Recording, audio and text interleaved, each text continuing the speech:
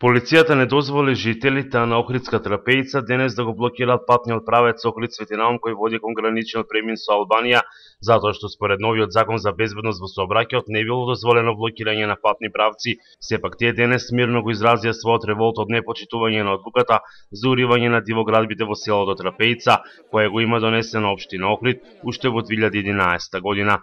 Трпејчани побараат државата да ги повика на одговорностите надлежни министерства и Националниот парк Галичица, кој од 2008 година до денес биле само неми посматрачи на бесправното узурпирање и градење на државен имот од страна на приватниот инвеститор Ивире. Јавноста знае дека се работи за лични интереси на поединци кои под плаштот на законот за легализацијата на градбите лако му сака да приграбат место што не е нивно и со векови во Трпејица се знае дека е свето место.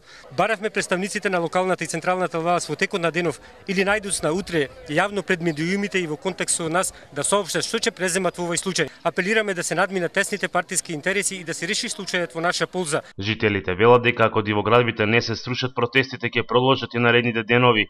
На протестите не се појавија пратениците од ВМРО ДПМН Николовски и Шокаровски, покрај тоа што вчера писмено им дадоа поддршка на трпејчани. Ние не тепаме некого. Према државата што онаквија рекла дека 4 сати ќе оштопираме патот.